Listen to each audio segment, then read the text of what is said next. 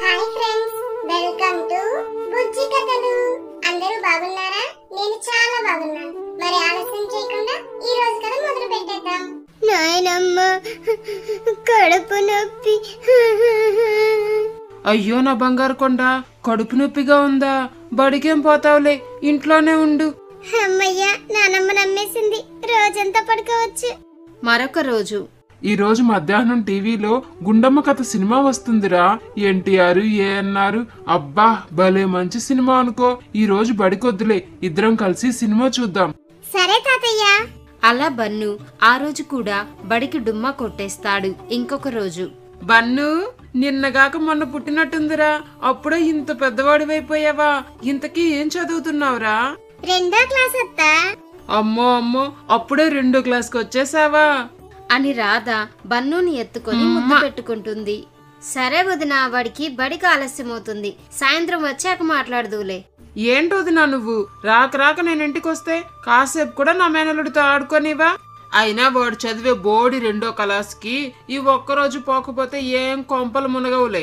నీకోసమని కొత్త కారు బొమ్మ తెచ్చాను, పద ఇస్తాను అని రాధ బన్నుని తీసుకొని అక్కడి నుండి వెళ్లిపోతుంది.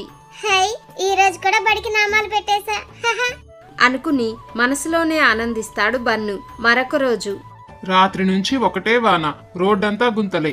ఈ రోజు బన్నుని బడికి పంపించొద్దులే. మీరు సైకిల్ మీద తీసుకెళ్లి వదిలిపెట్టొచ్చుగా. మరి వచ్చేటప్పుడు ఎవరు తీసుకొస్తారు? ఏ గుంతలో అయినా జారి పెడితే వాడేమైనా డాక్టరో ఇంజనీరో చదువుతున్నాడా? బోడి 2వ క్లాస్కి అని మోహిత్ ఉద్యోగానికి వెళ్లిపోతాడు. అలా బన్ను ఆ రోజు కూడా బడికి వెళ్ళడు. ఇప్పుడు హాస్టల్లో ఉండే వాళ్ళ పరిస్థితి ఏంటో ఒక్కసారి చూద్దాం. వార్డెన్ సార్, కడుపు నొప్పిగా ఉంది సార్, స్కూల్ కి వెళ్ళను. ఇదిగో ఈ కడుపు నొప్పి టాబ్లెట్ వేసుకొని వెళ్ళు. Next day. ఒళ్ళంతా నీరసంగా జ్వరం వచ్చినట్టుంది సార్. జ్వరమా?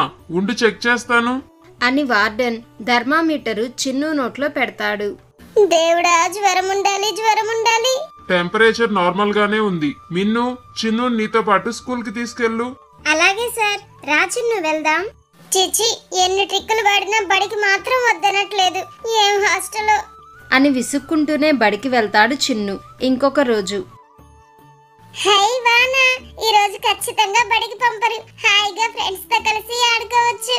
పిల్లలు త్వరగా స్కూల్ కి వెళ్ళండి, టైం అవుతుంది.